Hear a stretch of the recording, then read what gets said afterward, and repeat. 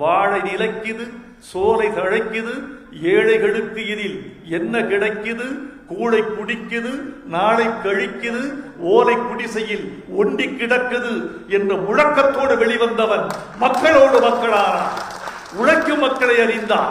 எனவே இந்த கட்சி இந்தியாவில் ஒரு புரட்சியை, மாற்றத்தை, அடிப்படையை தகர்க்கக்கூடிய ஒரு புதிய சித்தாந்தத்தை கொண்டிருக்கிறது என்பதனால் இது மறுக்கப்பட்டது, ஒடுக்கப்பட்டது, தகர்க்கப்பட்டது.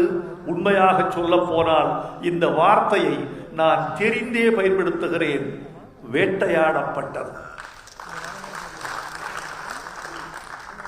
இத்தனை வேட்டைகளுக்கு பிறகும், இத்தனை எதிர்ப்புகளுக்கு பிறகும், இத்தனை ஆயுதங்களுக்கு பிறகும், இத்தனை சட்டங்களுக்கு பிறகும், துப்பாக்கிகளுக்கும், தோட்டாக்களுக்கும், தூக்கு வேடைகளுக்கும், லத்திகளுக்கும் பிறகும் நிலைத்து நிற்கிற ஒரு கட்சி என்றால் எதனால் என்றால் உண்மையானவர்களின் இதயத்தில் இந்த கட்சி நிறைவேற்றி விட்டது என்பதனால்.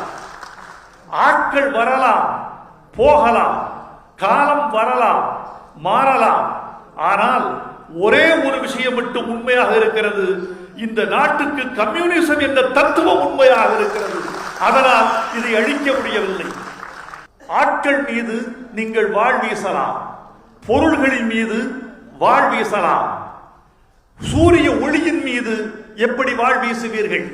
காற்றின் மீது எப்படி வாழ் வீசுவீர்கள்? கம்யூனிச சித்தாந்தம் காற்றை போன்றது, வாழ் வீச முடியாது. சூரிய வெளிச்சத்தை போன்றது, வெட்டி எறிய முடியாது. நாட்கள் மாறினாலும் ஒளி மாறாது, காற்று மாறாது. ஆட்கள் மாறினாலும் கம்யூனிசம் என்ற தத்துவம் இந்த மண்ணில் மட்டுமல்ல, அகிலம் முழுக்க நிறைவேறும் என்ற நம்பிக்கையோடுதான் இன்றைய இளைஞனும் நாளைய இளைஞனும் திகழ்வார் என்ற நம்பிக்கை எங்களுக்கு இருக்கிறது.